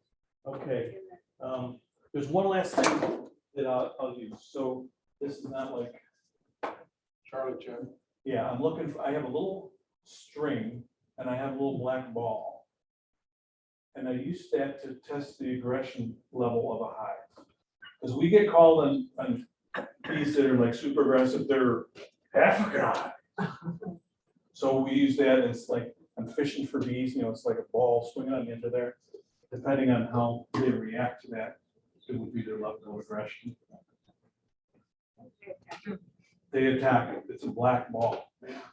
Kind of like why you don't wear your black gloves or anything like that when you're doing even catching swarms. So then Or that's our way.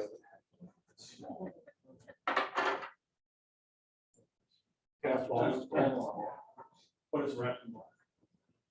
So if we do think there's Africanization, then we'll take a dead bee sample, and these are always fun, count on getting stung. And I'll use a little container here, and I'll put my alcohol in here, and I'll put them in the cone of death. Go on, and I send them to Tucson Bee Lab, and they have a digital, they have a comparator where they can compare what the wings look like from an Africanized bee to your sample bees, and they can tell the percentage of Africanization. So in the times that I've gone to those hives, there's been low levels of Africanization, but that doesn't mean that they weren't neat.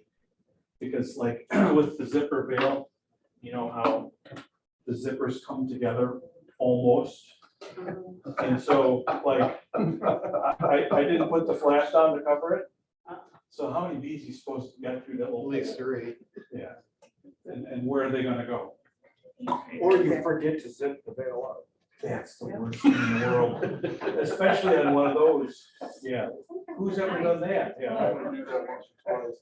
I had a landowner, he was my brother-in-law's brother. He forgot to do that one night and he started stinging him. So he pulled the veil off. And he probably got stung 20, 25 times. Oh, God. So, Poor guy. you know, in that situation, if it's either the bee or me, the bee goes. That's where that goes. Yeah. Okay. I've got a question if you've ever seen this. We had an overwinter hive at Sugar Grove. And we had noticed bees going in on one side and we found the queen right away and went down on the other side. There was like I said, oh, looks like we've got a mouse trap.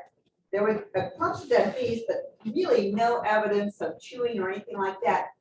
But at the bottom of the hive, and actually in some of the comb, was birdseed. Birdseed. Oh, they Bird like seed. bird seed. It was millet. And it was Yeah. a real light seed. And I found it actually in another hive too, where can the bees carry a millet back to their hive? Yes. I've seen them do it. And they will We really get, like chicken. because like a lot of times your bird seed Right. has ground up like powdery other things that they Yeah. want. So they will carry that, and we have cracked corn at the farm, and they will get in that and carry pieces of that back too. It's a So- hoot wants to your cattle feeder. They're all over the cattle Yeah. feeder. But it was, yeah, it was, I've never seen it In the the whole cells. seed, little millet Yeah. seeds, they're small and they're light, but they were all, there's a pile of them, and somewhere in the comb. Sounded like the chocolate covered ice cream cone, you know, they wanted the chocolate and all the time. So questions for Jim? So I've seen, there's a soda pop company down in Breeze, Illinois. Way down there. And they make blue pop. It's blue, and they have returnable bottles. So there's a little bit of left. So some of the beekeepers in the area get blue nectar coming into their hives. Another thing is common is hummingbird feed that's red, that comes in. Danny Wright, the inspector that died, he had bees next to a dump, and in the dump, they dumped marshmallow. So the hives had marshmallow stuff, so low white. Oh. Okay, questions?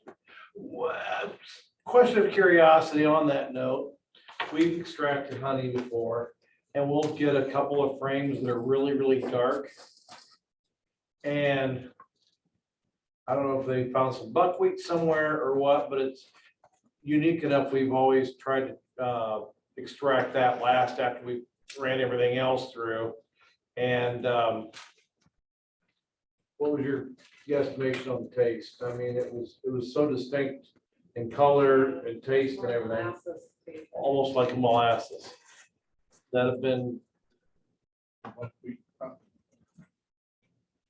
Or sorghum? Don't know. We don't, I say we don't really have. It was our town hive, so I think it was the top tree. Are you still in the same place east of February? Well, these were our hives in towns, is what she's saying. Well, it's still all right there. Okay. Some of the Amishy kind of people maybe have some discussion perhaps. Okay.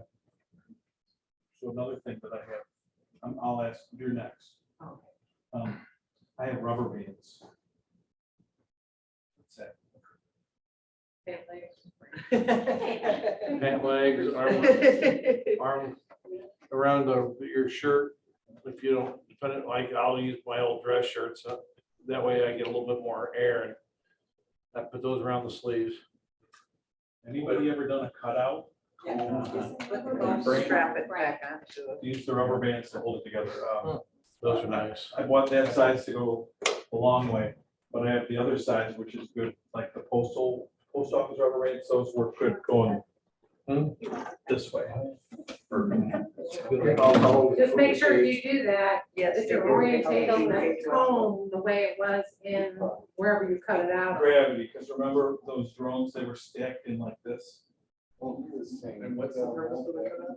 I'm sorry, Just for sampling purposes or? No. it's- well, if you have a hive that's living someplace that people don't want it, Like in a corn crib. and you decide that this sounds really cool and I'm gonna go in and get a free beehive, after you do it, you'll rethink it. But you take the comb that you cut out of this place and you can put it in the frame, and it's the easiest way to deal with it. If anyone's interested, I have one that needs to be done in a couple weeks. Oh. Where is it here in town? It's in Bloomington. And Couple people can This know. one's a blue. it's fun to do It's a union. once. I would love to. Okay, your turn. What do you recommend doing when you get the call from Monsanto saying they're spraying the fields around your hive the next day? Good question. So, I've gotten it, and I'm like. What do I do? What am I gonna do? Shoot the thing down? so. What caliber do you use? So I think I'm pretty educated to tackle this one because I also live in the country and I also get those messages. And so do you, right? So what I do is I've trained the people that spray to let me know the day before they're gonna spray. So like I have a text on my phone today, they're gonna be spraying around my house tomorrow. So if this was during a time when I know the bees are gonna fly, then I do this. Tomorrow, I'm gonna do nothing because it's too cold, they're not gonna fly. So it's more of a courtesy for me. I don't tell them that, but they tell me and I say thank you. So then what I do is I take a solid entrance reducer last thing at night. So usually I'm doing this at about between 8:30 and 9, just so there's enough light so I can see what's going on. I take the solid introducer, I'll put it in here. And if I had a hole, an access hole here, I take a piece of duct tape and I put it on there. In this hive, because it doesn't fit real good, the wood wears bad, I take some duct tape and I take that up, seal it up, the bees can't fly. So they're gonna go to sleep and they can't get out. Then the next day, whatever spray rig, whether they're gonna fly in or whether they're gonna drive it, they're gonna do their spraying. And then the last thing that next day is I'll remove everything so that the bees can fly again. And so the first time I made the mistake of just going up, just like this. I had my hive tool and I popped the cork, so to speak, and guess what happened? Yeah, and then like I'm running. I don't want that stuff. So wear your stuff. So Is that an issue if it's gonna be, usually when they've called before, it's hot enough that they may be bearding, would normally be bearding the next day. Would that- then I try to smoke them into the hive. If I use enough smoke, I can generally You get wanna them keep in. them in, even if it's gonna be a really. Yeah, hot July so day. my bees are on the east side of the corn crib, so they get the sun in the morning, but they also get shade in the afternoon. So I've never had a problem with this, and I don't use screen bottom boards. I've never had a hive die from doing it. So the reentry period for, You don't have screen bound boards? I do not have solid, traditional. though I highly Roll apart. recommend plastic foundation. Bunny trails. Lots of spraying this next week. Yeah, so it doesn't matter what they're spraying. If it's 2,4-D, if it's Roundup, if it's 28, if it's 32, if it's anything coming out of that spray nozzle, it's gonna have a wetting agent or a surfactant. And that's what really screws the bees up. Obviously, insecticides are gonna be a problem, but fungicides, everything that comes out of the nozzle is bad. So I take precautionary measures. So like, here's the other side of the coin. If you call these people and you say you want to be notified that whatever spray activity is going to happen within 5 miles of you, they're going to call you, but your bees aren't going to fly for a month. So I had to cut mine down to about a mile. And really, this time of year, they're not going to be flying for any forage because there's not much yet. Be a little dandelions and fruit trees, but during the summer, it's different. They're going to fly. So that's how I do it. So my hives are about 100 feet from a farm field where they'll be spraying. And if they're going to be spraying that field right next to me, then I'll take a blue plastic tarp and put it over it just to prevent the spray to get on it. So another thing you can do, if you don't want to do the solvents introducer in there, you can take a sheet, a blue tarp or anything, and put it over the hive to obstruct their flight pattern. So if you notice, the bees, they'll like fly up and they'll have a slower trajectory and gain altitude. But the fact that you actually put that in front of it, it like totally screws them up. You know, you and I would say, well, if there's something in front, we just fly around it. Well, it takes them a little bit to learn that. So if you just put the tarp over there, that could work. For one day. Yeah, so it's like 24 hours is all I can spend up.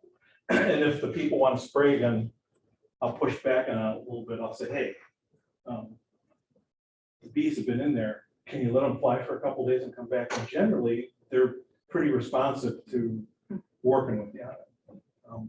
But like hardly ever do I say don't spray at all unless they've been confined for a couple of days. I try to let them do their thing and then let me do my thing. But the more of a stink you press, the less likely they are to work with you. Like when I first started this, I had one farmer looked at me in the eye and said, "You're not going to tell me what I can spray." So, okay, thank you very much. Sure. But then I talked to the guy who did spraying and he was strategic at work. Farmers. I did have a question I want. Who's the inspector for the Champaign area? Do they have one? He's dead. Okay, so they don't have one So now. if they're from Champaign, you can call me up and I can come look. Okay. Never had an inspector come there, live in Champaign County. So, like, Call me. I mean, I'm not worried, right, or anything, but I just didn't know. Yeah, you can call me. Are they trying to find someone or? It's a long process to be able to hire someone down in the state. So it may take a while, but anybody can go to you and help you out.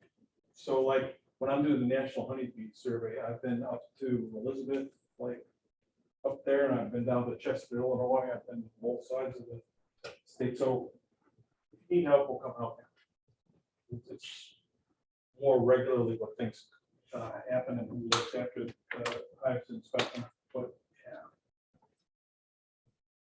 I don't mind taking the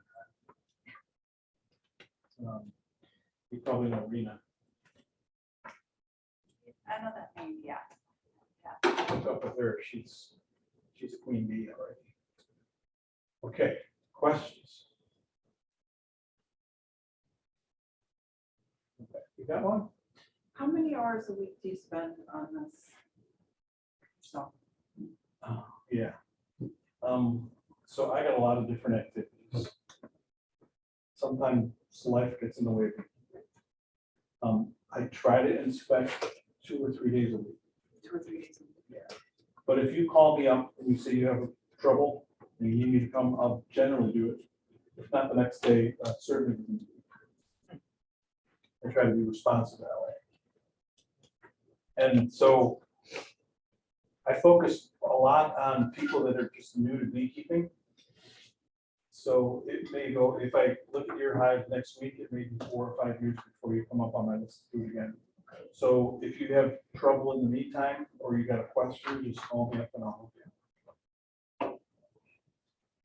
Okay, in relation to that, I'm somewhat, you typically try to, you come up to a house and knock and see if they're home and rather than just walk to the hive straight. Am I correct? Yeah, so I do it different than some of the other guys. Okay. Some of the other guys, they'll call you up on the phone and make an appointment. That doesn't work for me, because if I call you for my cell phone, you're not gonna recognize the number probably, right? Are you gonna answer the phone? Nope. I don't waste my time. I just drive to your house. I'll knock on the door. If you're there, fine. Not. Sometimes you find them on the side of the road. Yeah. If not, I'll look at the hive, I'll write it down, I'll put my telephone number on there, and I will be able to come up with quite a few details of the stuff that I saw in the hive. So I'm seeing. Even on a couple of occasions, I leave the inspection paper in a prominent place, generally the mailbox, but sometimes stuck in the door. A guy said, "Hey, I just got home. Can you come back and look through the hives with me again? Because I really want you to be there when I can help and look to see what I'll turn around and go back." Hey, Jim, can you recap the things that you're looking for when you go through the hive? Just make sure everybody heard that. Okay.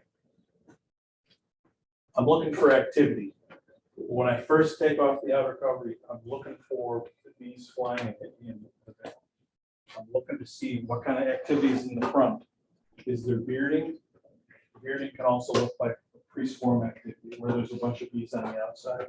I'm going to give them a puff of smoke. I'm going to break it open, and I'm looking through the frames, and I'm looking for good, healthy white larvae and a good laying pattern.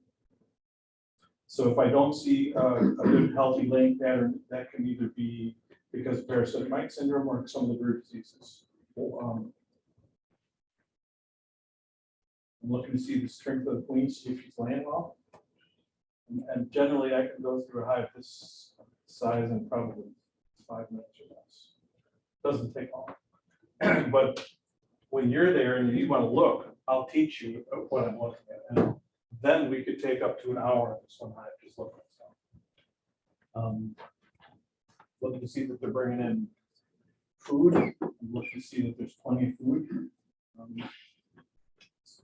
Some people got in the habit of taking all the honey Labor Day. More Labor Day, I know. And they count on the goldenrod float to be honey for the bees, except goldenrod flow is kind of finicky. If it rains a lot, it doesn't happen. So I got called to this house. Hey, all my bees are dying. What's going on? So I'm going in there, and there's no honey, and there's no unripe honey either. So basically, the bees died from starving. Oh. And at a time when they should be thriving. So, some people, like commercial beekeepers, guy who was a real crybaby, he would take his honey off in October and then hope that the bees would suck up enough sugar syrup to pack it in and then make it through winter. And I'm not exactly sure what he treated for row if he did, but he would cry that his bees died over the winter. He took their food and gave them McDonald's instead. So I always liken sugar syrup to McDonald's. Now, there are times when you do need to feed it, like if you start hive from scratch, and they need that 8 pounds of food to make a pound of wax, and it's this time of year, there's no nectar out there for them that's going to do that. So it's appropriate to feed bees this time of year. But then, as soon as the clover starts in June, then generally they leave McDonald's alone. Sure. Can people text you that number? Oh, yeah. Okay, out at Sugar Grove, we have hives, and you are more than welcome to come out and inspect them. We'll walk you through the inspection.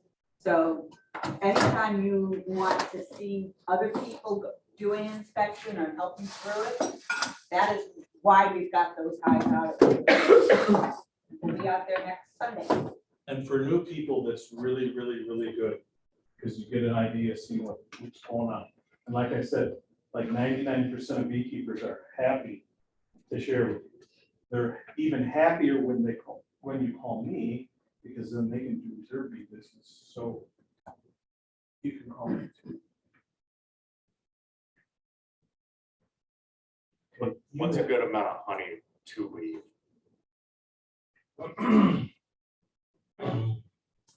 Okay, so in the traditional hive box theory here, when you take off your honey supers, you know, the shallower boxes, and leave this other deep box on, generally they'll fill this up and maybe a little bit more. This is about 90 pounds, and that's about right. So if you use 8-frame hives, it's different because there's less frames. So generally about 90 pounds works. So the bees use the honey differently, different years, different breeds. So really you need to check on them like maybe in December and January and February to see if they have enough honey to make it through. Because like I said before, the bees start in the bottom box and then they'll move their way up. So if by January it's been cold and you look, you pop the outer cover off, you know, this is the second story, and you start seeing bees here, you see a lot of bees here and they're boiling up, they may be out of food, and you'll have to put emergency food up there for them. So, So will they stop making capping brood and start putting honey in the lower boxes? eventually, the brood production slows way down to like almost nothing in October, right before the frost, and then like very, very little between there and, it depends, every year is different, but like maybe March. We had that one in February that was frigid. Certainly if they were making brood at that time of year, they had trouble keeping it warm and they probably ran out of food. I would say a lot of people that just put their bees in, or even if you had overwinter colonies, it's not unusual to see them pulling larvae out today, tomorrow, the day after from chilled brood. So don't panic if your bees are dead. It might be, Some of them but might be. it's they'll get chilled when they're producing and they just can't keep them warm. So you'll see some dead larvae that they're hauling out of the hive. It's usually a good time when you see bees outside of the hive because it means they're dragging them out. But just keep that in mind with the cold snap we had last month. All good questions. Can you touch on the spacers? So like my got 4, new packages went in a week ago. Got a little, how long do we keep that? Well, like entrance reducer? Yeah. Yeah. So do you have it with the hole facing up? Slit? Actually, Tom just. It does not. Swap it around. It wasn't that way. Explain why for people that are getting started. Why you put it in? Why it should be facing up, Okay. and what side it should be on, and when it should be changed. We don't have one, and I don't have one. But does everybody know what an entrance reducer is? It's like a 1 or 3/4 by 3/4 piece of wood with a groove cut in it. There's 2 different grooves. There's like a 3-inch groove and like a 1-inch groove. So this may be different for different people, but it's best to put it so that the groove's up. And why is that? If you have a die-off of bees that covers the hole when it's facing down, then they're less likely to be able to step over the dead ones and crawl out of the hive. Where if it's facing up, then you at least have that much space for before it occludes the entrance with dead bees. So that's what you do then. How long do you keep it in? I keep it in probably until this box is full. So there's a good enough amount of bees that they can fend off any kind of robbers. Because bees are extremely opportunistic. If they can get a free lunch, they're gonna do it. So like, especially in the nectar dark, like between July and whenever the goldenrod starts flowing on April 15th or Labor Day. I learned something tonight. that can be a really kind of crazy time to open up a beehive. Because if you have a weak hive and a small and a strong hive, just the fact that it's open and there'll be maybe some honey that's uncapped, that'll wake up the robbing influence. And the weak hive will be decimated by the strong hive. They'll actually rob all the food out of there and then no food to be sacked. So you leave it on the 1 inch or the 3 inch? One inch. It depends how bad robbing gets, but like if you. No, I got- mean before, like right now, we're Right at the now, 1 inch I will stage. put it in the 3-inch stage until they're strong enough to defend themselves. Okay, and then at that point, you pull it completely out. Like pull it completely out and let them fly. So you start at 1 now. No, with my package. I just do. You 3. never do the 1. I never do. That's what I want to hear. Somebody else may do it different. Right. But just remember that, like, in that small amount of space, you can't get as many bees out as if the whole thing was open. But then on the other side of the coin, Can't if get you have a rid of real it. small package that can't defend itself, then you don't want that big, huge opening. So like I was talking about after July 15th, you may have to put entrance reducers into a weaker hive so that it doesn't get robbed out. And then at that point, it may get so bad that that is appropriate to use the 1-inch side then. As an anti-robbing device. So you So I can actually, noticed on this inner cover, there's a screen over that notch. Why is that? On the out, the edge? yeah, here, No, that's toward your stomach, that little notch on the edge. yeah. Why So not why screen did you on put there? that on there, Tom? I don't know, yeah, I bought them from her. Okay. So each inner cover has this little groove here, Right. and it serves as a ventilation space. Isn't it also another entrance too, or? It can be if you don't have a piece of screen over it. Right. And Secondary, that's why I wondered why they it's a closed it off. secondary entrance. I think it's more for ventilation than anything. So here's another trick with those entrance reducers. I wish I had one, but I don't. So at my house, I had 3 boys. We still do have 3 boys. And any kind of scrap of wood could be made into something else that they thought was really important. Even though I had this entrance reducer that was important to me to be able to put in the entrance. So I could never find those things. You know, I'm finding stuff that the kids lost 20 years ago. So when I was done with my entrance reducer, I didn't put it in the box and put it in the garage. I placed it on top of here. So it did 2 things. I knew where it was. The cover was propped up and it provided some ventilation in the summer I don't have to find a new stick. Good plan. to do that. By cracky, when you want to put that entrance reducer in, it's right there. Thanks, Jim.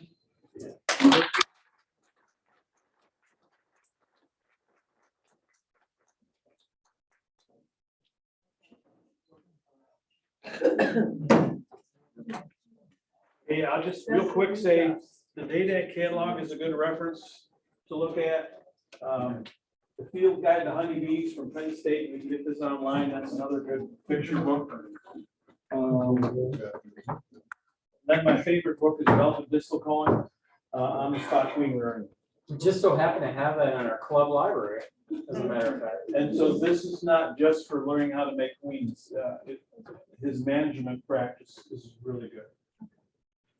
So that's that. Cynthia, you want to say something about the club library? It's open for business. Yeah, we have our business in normal, our business is a big, we're computer repair business. During this week, between 8 and 6, you can come in and look at the books, pick out one you want. You also do it online. And someone just returned this one, so, this one's on mead making. So it's from A to Z, it's because I what you want. About 200.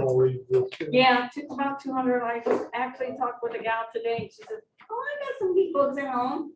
I'm like, "Okay, we'll take them. Bring them out. We'll take them." Yeah.